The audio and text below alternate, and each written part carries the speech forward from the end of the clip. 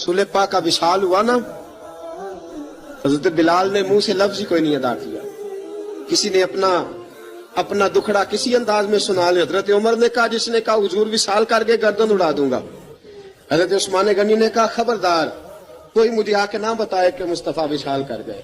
हजरत अली मुर्तजा रज़ी अल्लाह तआला अन्हु ने फरमाया, ना भाई मेरे मुस्तफा पर तो मौत आती नहीं, जिस तरह आप लोगों पे। सब लोगों ने अपने अपने इजहार कर लिए ना, बिलाल ने किसी को दुख बताया ही नहीं।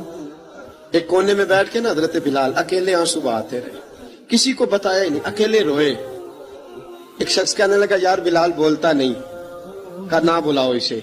असर की नमाज का वक्त हुआ ना, तो वो बिलाल जो काबे की छत पे बगैर सीढ़ियों के चढ़ गया था, वो बिलाल जो काबे की छत पे बगैर किसी सहारे के चढ़ गया था, उस बिलाल को कहा कि बिलाल चढ़ जरा, आजान पढ़, मस्जिद की छत पे चढ़ जा। हजरत बिलाल कई बार चढ़े और कई बार गिरे, कई बार चढ़े और कई बार गिरे।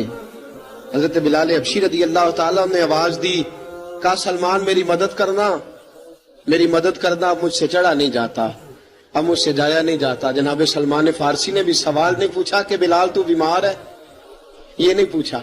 हजरत बिलाल को 2-4 सहाबा ने उठाया, छत पे पहुंचाया। बिलाल ने अजान शुरू की। जब कहा ना अल्लाहु अकबर अल्लाहु अकबर, वो आवाज जिसमें बड़ा सोज होता था, बड़ी दर्द, बड़ी बुलंदी होती थी, बड़ा जोश खरोश होता था, आज वो आवाज दब गई। जब बिलाल ने कहा, ना अशहदु अल्ला इलाहा इल्लल्लाह, हजरत बिलाल रज़ी अल्लाह तआला अन्हु ने थोड़ी देर रोक के सांस लिया। जब कहा, ना अशहदु अन्ना मुहम्मदर रसूलुल्लाह, जो सारे चुप खड़े थे ना, उनमें से एक बाबा रो पड़ा, जिसका नाम अबू बकर सिद्दीक था।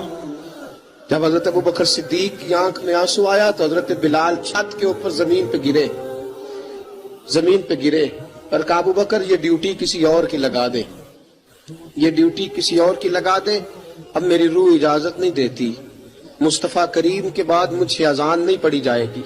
हुजूर ख्वाब में मिले, कहा, बिलाल तू आता क्यों नहीं? बिलाल छोड़ के चले गए थे, फरमाया अब मेरा यहाँ दिल नहीं लगता।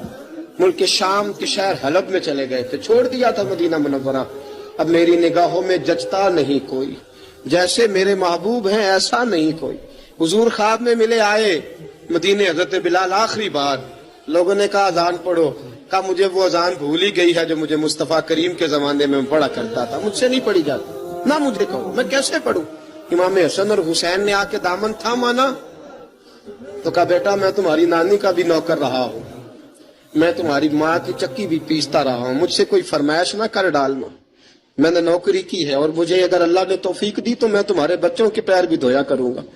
लेकिन इमाम हसन रज़ी अल्लाह तआला उन्होंने फरमाया, बिलाल एक बार तो अजान सुनानी पड़ेगी। सुनाई बिलाल ने अजान।